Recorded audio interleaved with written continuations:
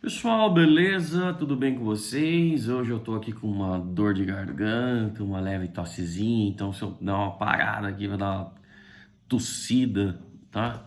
Desculpa aí, beleza? E vamos lá, pessoal. Hoje a gente começa aqui com a hipérbole. Na página 140, o que vem a ser uma hipérbole. Vou até falar um pouquinho mais baixinho. Meu amigo aí, ó, vizinho aí tá cortando gramado, tá? Então, desculpa o barulho aí, não é aqui em casa, tá, gente? Então eu evito essas coisas aqui dia de semana. Tá bom, gente? Então vamos lá, ó. O que é uma hipérbole? Então na página 140 nós temos lá a Catedral Metropolitana de Brasília, né, que mostra ali sua construção, sua estrutura, né, baseado em hipérboles, tá certo? Nós já vimos que a hipérbole é obtida a partir daquele sólido geométrico, né, a superfície cônica de duas folhas, que está lá na página 128, que são, na verdade, dois cones com um vértice coincidente. Então, são dois cones, um virado para cima, um virado para baixo, e os vértices coincidem, tá certo? E se eu fizer um corte na vertical dessa superfície cônica de duas folhas, obtemos o que nós chamamos de hipérbole. É dali que ela sai. Agora, quais as características da hipérbole? Ela tem características e elementos muito parecidos com o da elipse. Tá? Então, vamos lá. O que é uma hipérbole? Dados dois pontos, vamos lá, vou colocar aqui, ó. Dados dois pontos, F1, F2, pertencentes a um plano alfa, seja 2cs a distância entre eles. 2cs é essa medida aqui. Então, eu vou colocando aqui ao lado, ó, F1, F2 igual a 2cs. E o ponto O, ponto médio do segmento F1, F2. Então, aqui no centro, eu tenho um ponto O. Então, O é ponto médio de F1, F2. Hipérbole é o conjunto dos pontos de alfa, cuja diferença em módulo, ele coloca aqui o valor absoluto, que dá na mesma, das distâncias a F1 e a F2 é igual a uma constante 2As, com 2As sendo um número que varia de 0 até 2Cs. Ou seja, 2As não pode ser maior do que 2Cs. Tá? Isso significa, ó, que isso daqui é 2Cs. Então, 2As tem que ser um número menor do que isso daqui. Ok, gente? Então, traduzindo, se eu tenho um ponto P pertencente à hipérbole, por exemplo, aqui um ponto P. Se esse ponto pertence à hipérbole, a distância dele até F1 menos a distância dele, deixa eu só colocar um pouquinho mais para lá,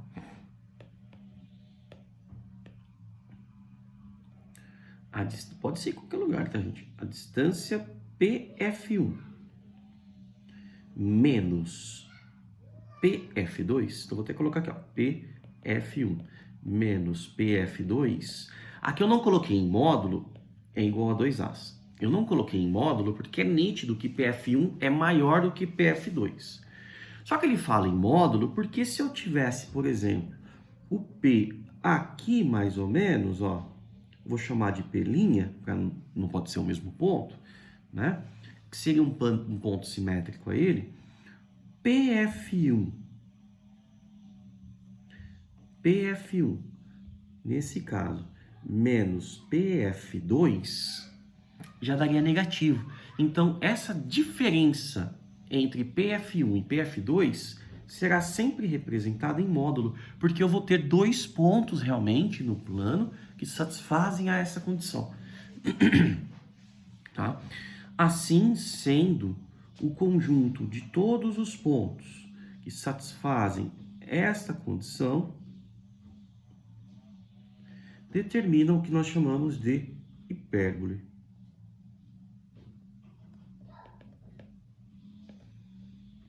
Deixa eu desenhar. Tô indo bem devagar, gente, porque eu ando meio acelerado aqui e eu ando cometendo algumas falhas. Eu tô com medo até aqui, tá? Cometi umas falhas, coisa boba, já resolvido, mas tá certo? Então, pra não... Eu tô metendo um negocinho aqui pra dar uma relaxada, tá?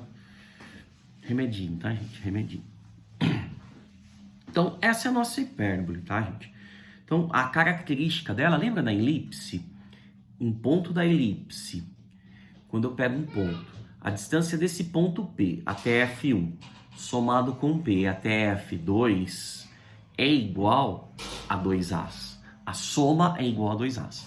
Na hipérbole, é a diferença em módulo, justamente porque eu posso ter um segmento maior que o outro, e a constante, como é 2As, ela não pode ser negativa. Por isso, tá? Aqui está a nossa hipérbole. E aí, o que nós fazemos, gente? Aqui eu defini ela, tá? Vamos aos elementos. Ó, eu vou pegar, eu fiz aqui no GeoGebra uma hipérbolezinha para ficar mais bonitinha, tá? Olha lá, mesmo esquema. Vamos aos elementos principais da hipérbole. Vamos lá, deixa eu só arrumar aqui, pumba, jogar um pouquinho para cima, colocar ela aqui, aqui não atrapalha, beleza? E vamos que vamos. Aqui por F1, F2, nós vamos traçar o eixo que nós... Cadê? O eixo X, tá? Vou traçar o eixo horizontal aqui, eixo X. Opa, não precisa ser tão torto também, né?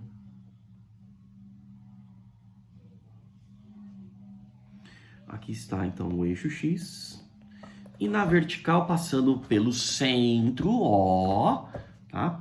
Eu vou traçar o eixo Y. Aqui. Eixo Y. Tá lá. Então, vamos começar com a hipérbole centrada na origem, tá? Então, aqui, centro O. F1, F2... são os focos. Opa, não posso pôr aqui, senão é...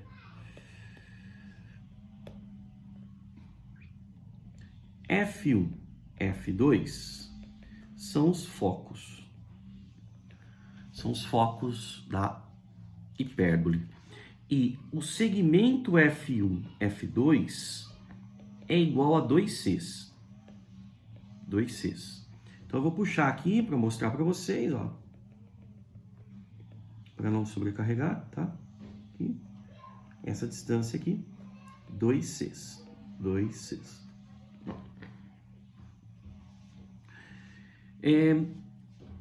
No vértice da hipérbole, aqui, ó, eu vou chamar de A1 e aqui eu vou chamar de A2.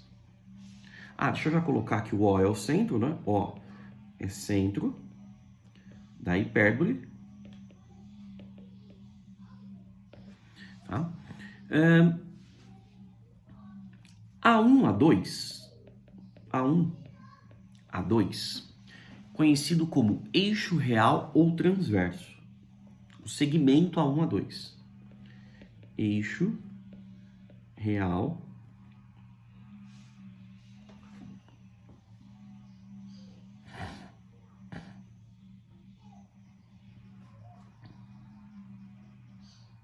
ou transverso.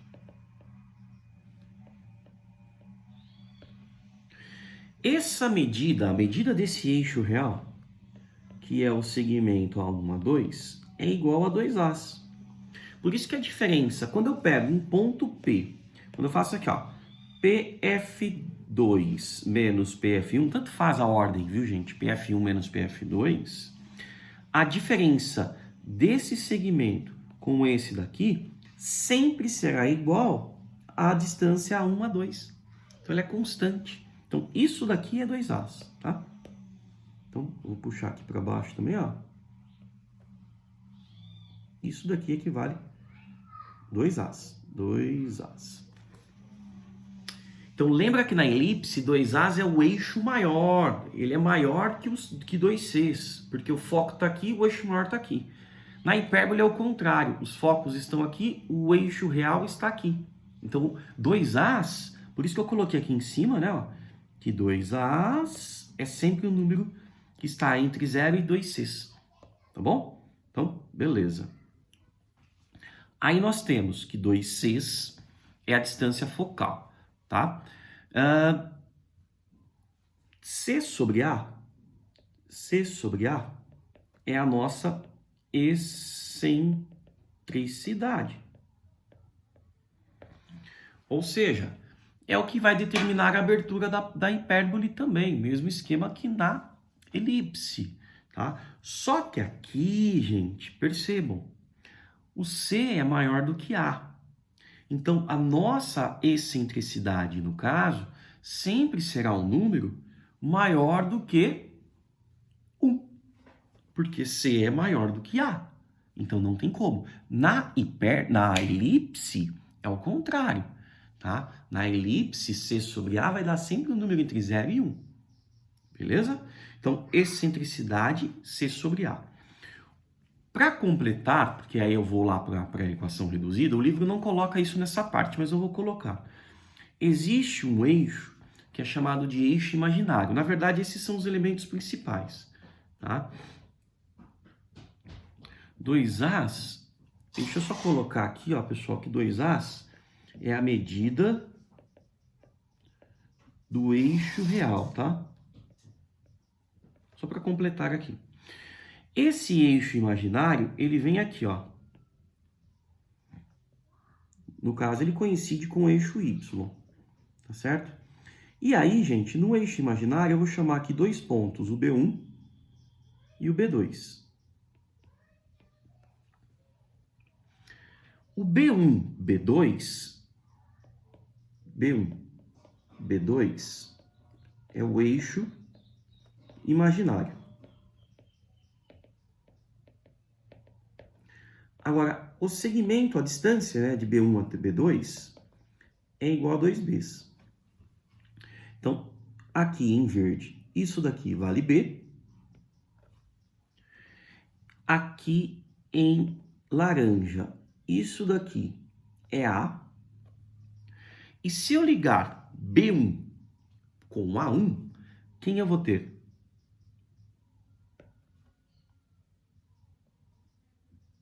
Essa medida é o C.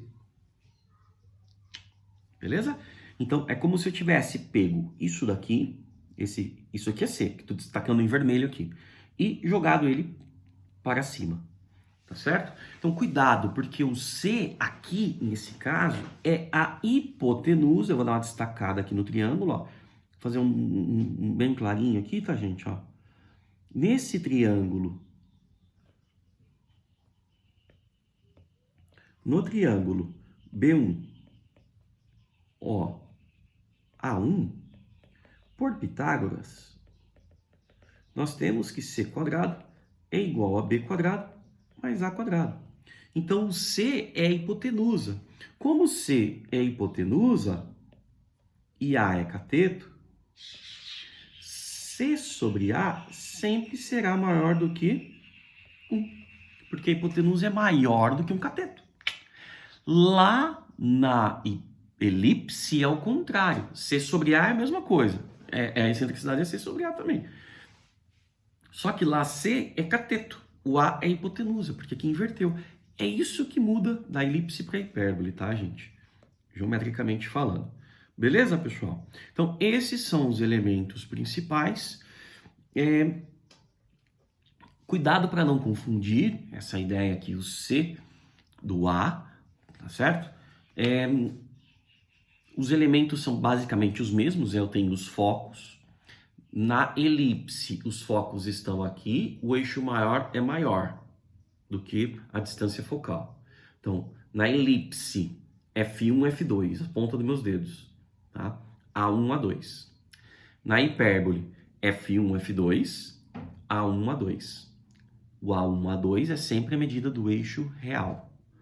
B1, B2, na hipérbole, é a medida do eixo imaginário. Tá? Então, cuidado para não se confundir. Pessoal, passou um pouquinho do nosso tempo, tá? Mas acho que deu para fazer uma abordagem geral. eu já volto vou fazer uma perguntinha e já volto com a equação da hipérbole. Beijo.